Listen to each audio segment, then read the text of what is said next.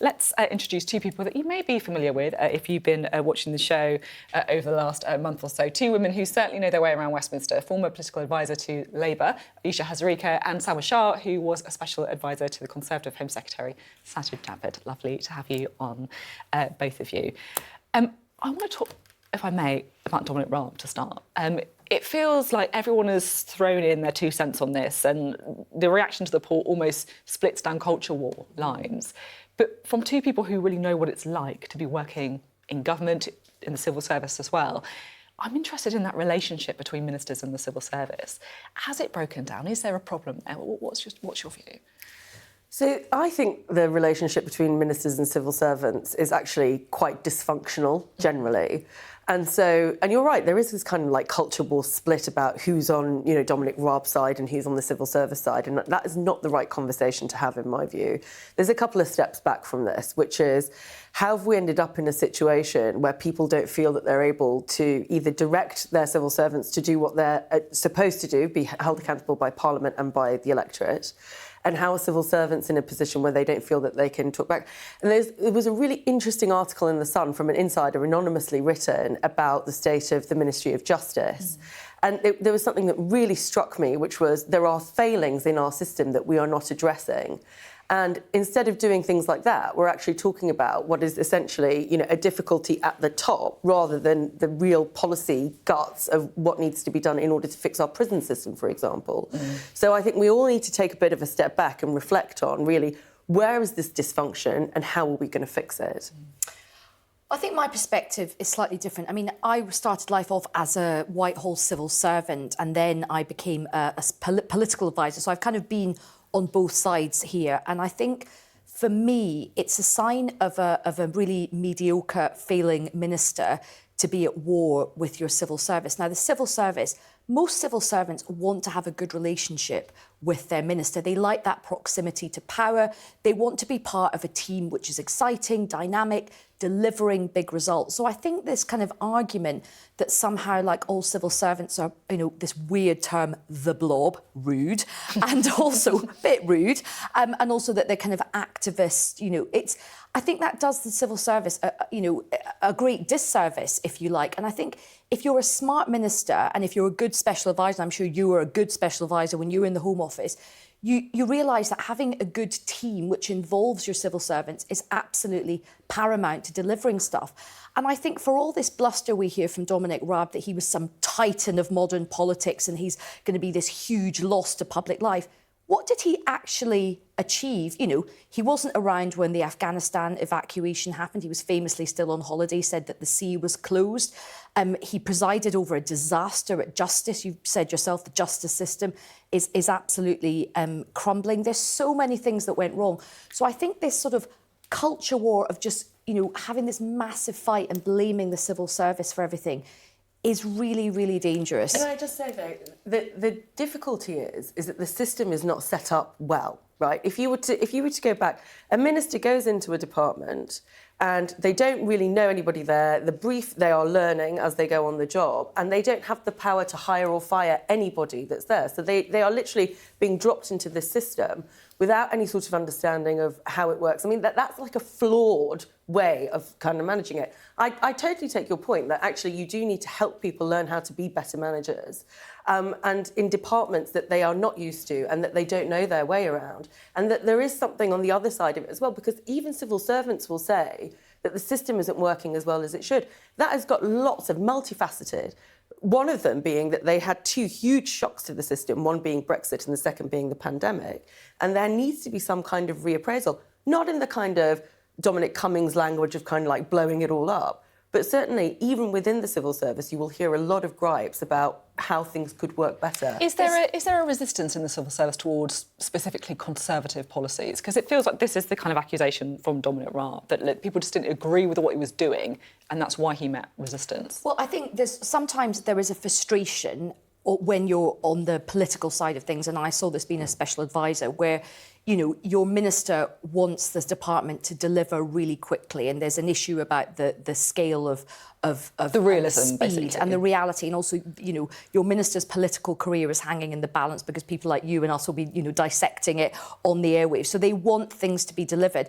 But the civil service is there to also make sure that ministers act within the parameters of the law, and also to make sure that things are realistic, that they're cost effective, and that they are within like certain kind of rules. I mean, that's one of the great functions of British democracy, having this sort of civil service that is there, yes, to kind of aid and help ministers of all political hues, depending on who the government is, but to make sure that you are acting within parameters. And I just come back to this point, like, the best ministers and the best secretaries of state, yes, I do take your point, they go into new departments, they don't know people, but they know how to build teams. For example, I was an opponent of George Osborne, when I was working for Ed Miliband. But certainly people I knew at the Treasury said that actually he treated people really well at the Treasury. People had a lot of time for him. And I think it's not so much that civil servants are desperately morally against the things that have been done. A lot of the asks, and we know this because stuff has been challenged in the courts left, right and centre. You look at austerity, you look at how things have been cut. It's very hard for people to deliver when the kind of foundations aren't there, whether it's sort of money and resources and realistic expectations. I've got to say, I don't think it's necessarily a Conservative issue, because I've definitely spoken to Labour and Lib Dem people who've had the same frustrations and the same problems that Dominic Raab has spoken about. So. Interesting. We're entering local election territory, right, where the campaigning is ramping up. We're in the kind of campaign period. And I'm entering that slightly frustrating period with politicians where everyone was very, very on brand and on message, and there's a lot of expectation management going on, right? So getting a straight answer is hard. Ahead of the local elections, what are the Conservatives firstly going to be hoping for? And then I'll talk to you after. So I think they're going to hope for sort of muted losses. I don't think there's any sense that they think that there's going to be kind of like a massive victory there. So you're right, the expectation management has absolutely begun.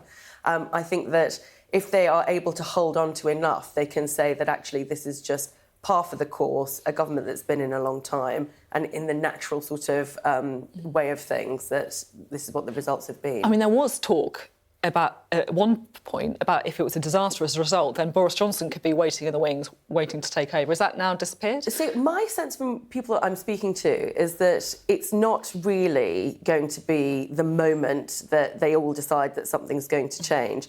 Now, there might be some kind of plan of action with Boris loyalists and Boris people, but whether there is enough of an audience who want to listen to that, I think that's been quite diminished. I think people just wanted a period of calm so that they can actually build up to go towards the general election. And Aisha and I were discussing this earlier. It is a big electoral test for both Rishi Sunak and Keir Starmer. So I suppose the stakes are quite high. Yeah, stakes high for Starmer as well, right? It is interesting because this is like, it's going to be a sort of key test, probably the last set of elections, possibly before we have the next general election. So this is really important pitch rolling, and the narrative that both sides will be scrambling to establish, after the results are really, really important.